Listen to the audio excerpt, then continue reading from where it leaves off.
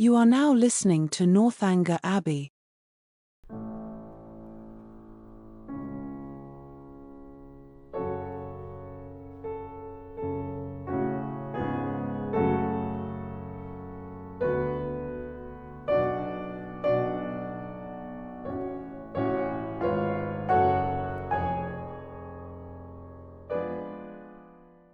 Chapter 29. Catherine was too wretched to be fearful. The journey in itself had no terrors for her, and she began it without either dreading its length or feeling its solitariness. Leaning back in one corner of the carriage, in a violent burst of tears, she was conveyed some miles beyond the walls of the abbey before she raised her head, and the highest point of ground within the park was almost closed from her view before she was capable of turning her eyes towards it. Unfortunately, the road she now travelled was the same which only 10 days ago she had so happily passed along in going to and from Woodstown, and, for 14 miles, every bitter feeling was rendered more severe by the review of objects on which she had first looked under impressions so different. Every mile, as it brought her nearer Woodstown, added to her sufferings, and when within the distance of 5, she passed the turning which led to it, and thought of Henry, so near, yet so unconscious, her grief and agitation were excessive. The day which she had spent at that place had been one of the happiest of her life. It was on that day, that the General had made use of such expressions with regard to Henry and herself, had so spoken and so looked as to give her the most positive conviction of his actually wishing their marriage. Yes, only 10 days ago had he elated her by his pointed regard, had he even confused her by his too significant reference. And now what had she done, or what had she omitted to do, to merit such a change?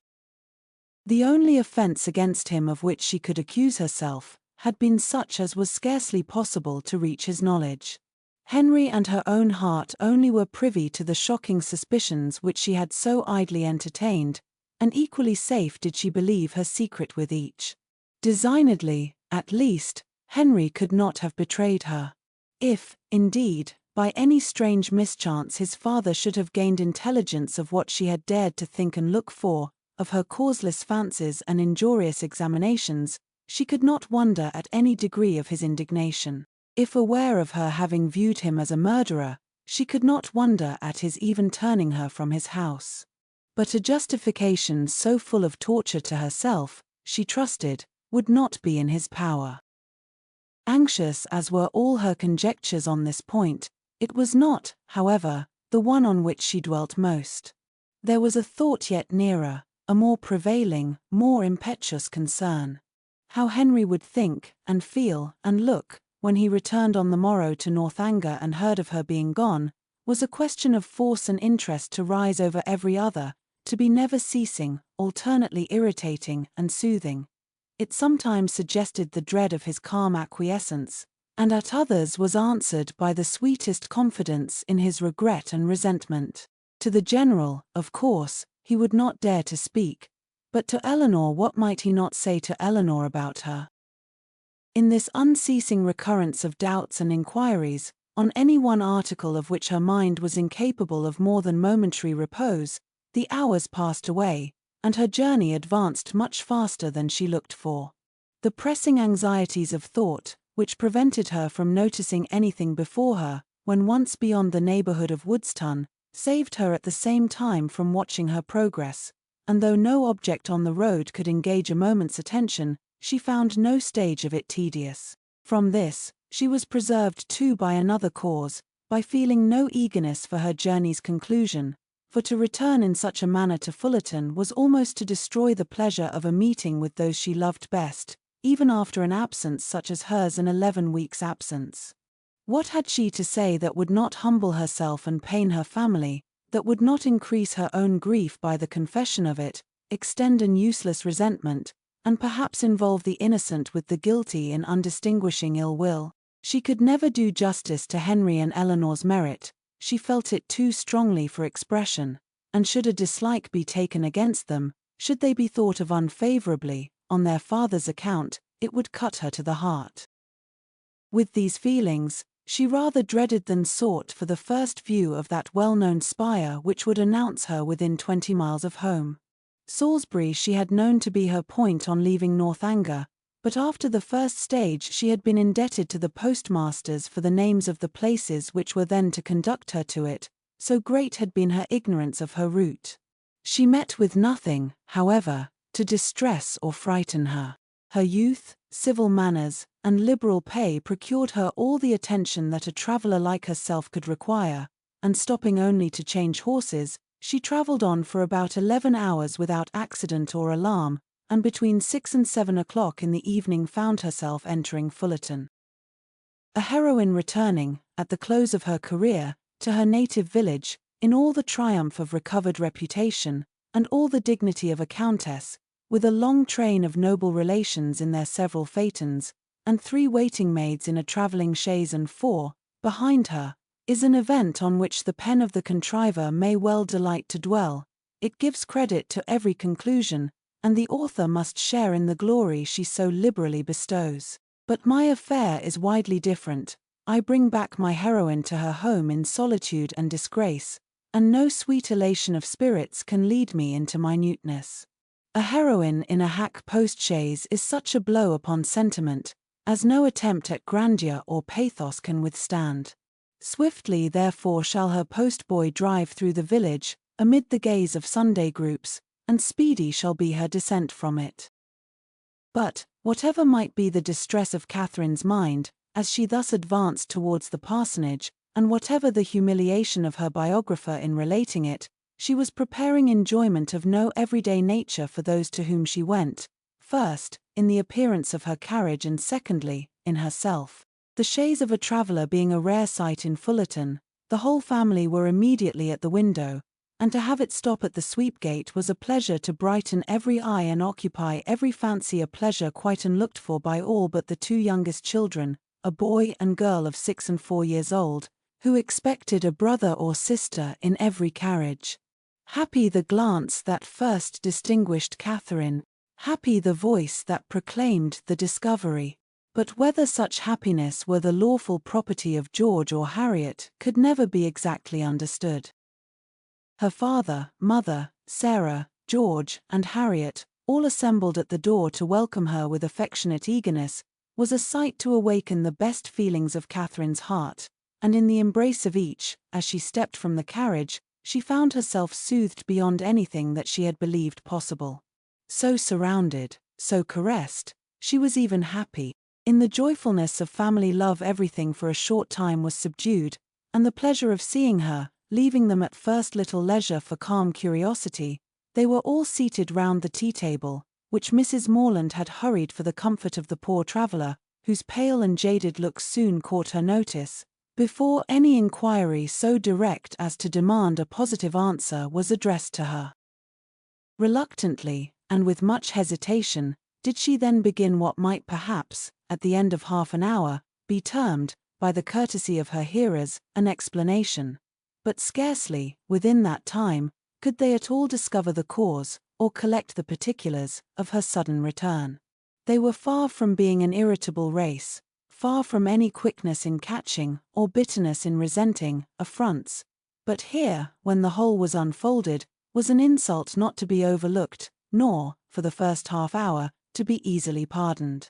Without suffering any romantic alarm, in the consideration of their daughter's long and lonely journey, Mr. and Mrs. Morland could not but feel that it might have been productive of much unpleasantness to her, that it was what they could never have voluntarily suffered, and that, in forcing her on such a measure, General Tilney had acted neither honourably nor feelingly, neither as a gentleman nor as a parent. Why he had done it, what could have provoked him to such a breach of hospitality, and so suddenly turned all his partial regard for their daughter into actual ill will, was a matter which they were at least as far from divining as Catherine herself, but it did not oppress them by any means so long, and, after a due course of useless conjecture, that it was a strange business, and that he must be a very strange man, grew enough for all their indignation and wonder, though Sarah indeed still indulged in the sweets of incomprehensibility, exclaiming and conjecturing with youthful ardor,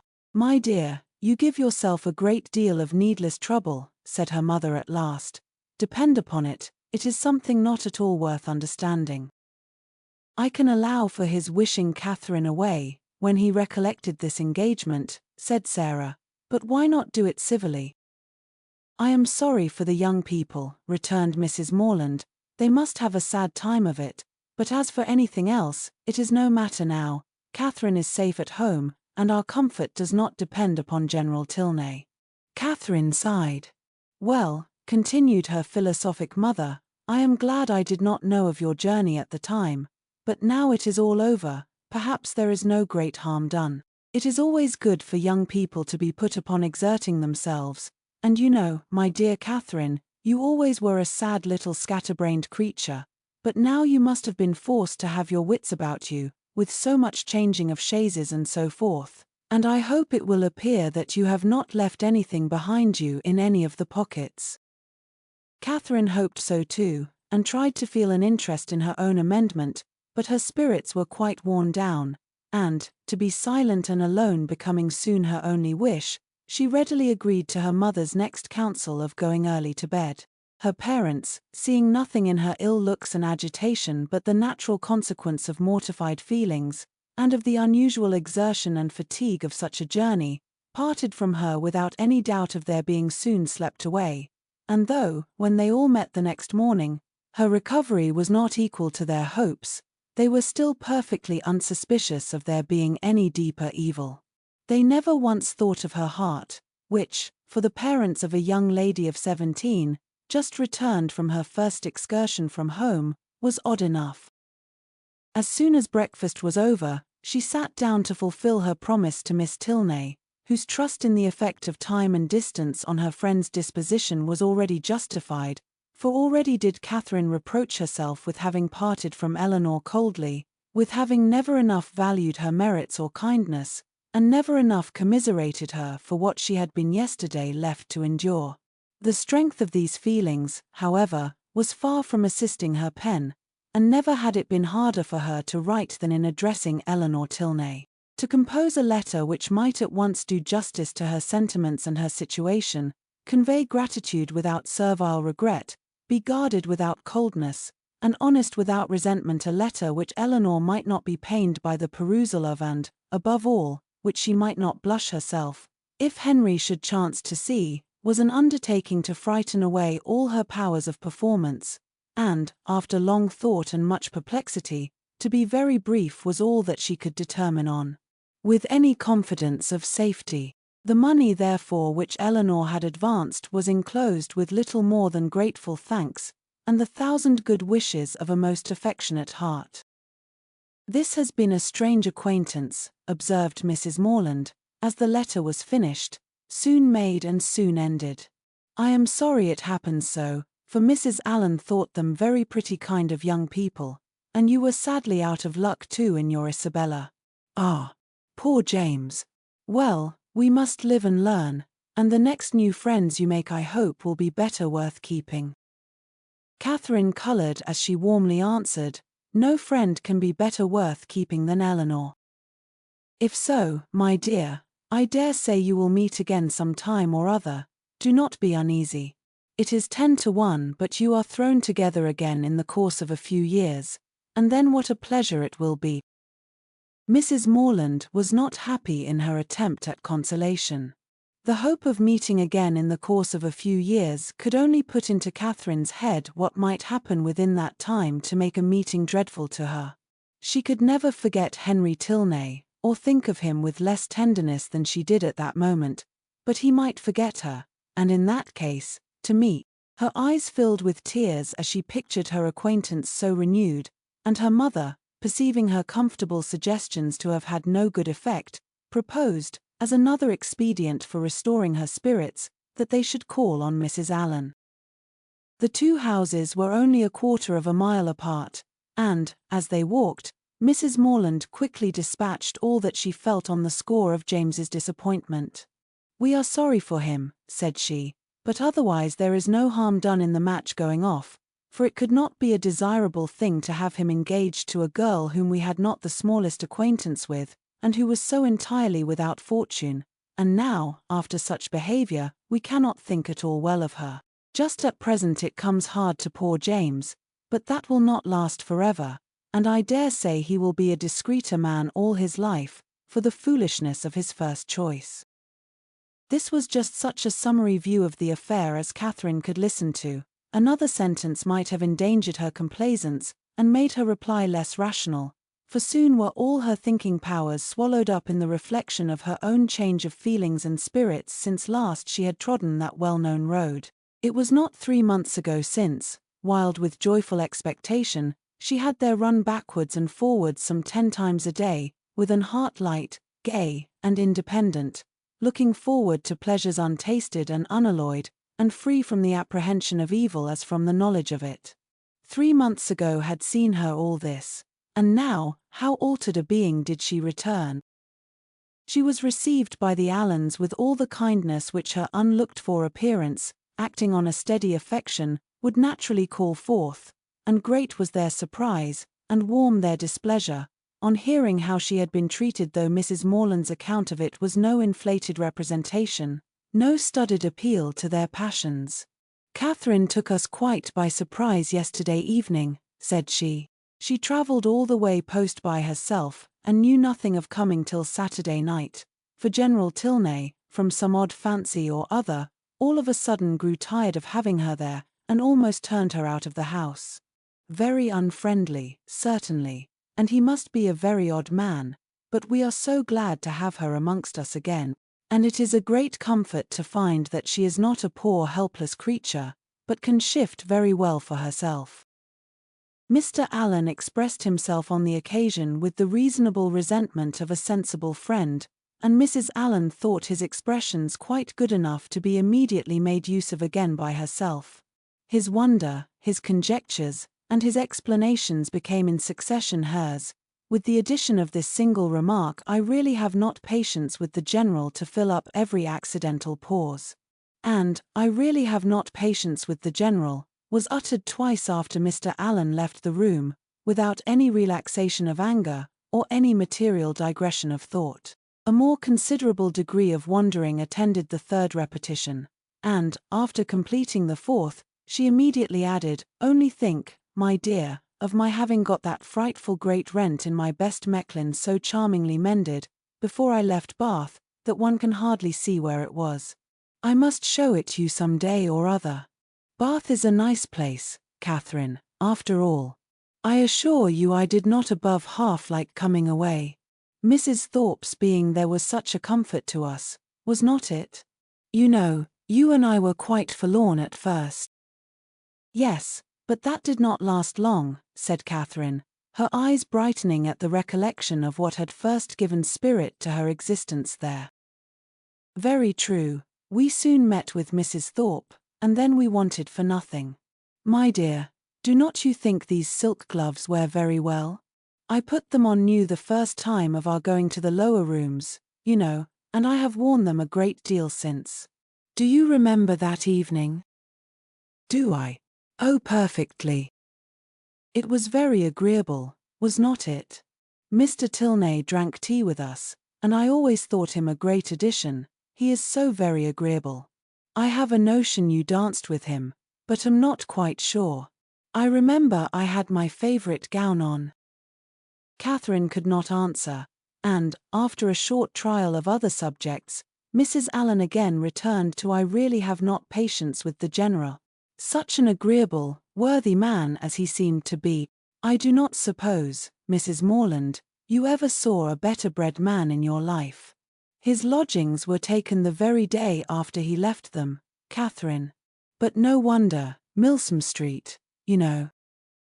As they walked home again, Mrs. Morland endeavoured to impress on her daughter's mind the happiness of having such steady well-wishers as Mr. and Mrs. Allen, and the very little consideration which the neglect or unkindness of slight acquaintance like the Tilneys ought to have with her, while she could preserve the good opinion and affection of her earliest friends.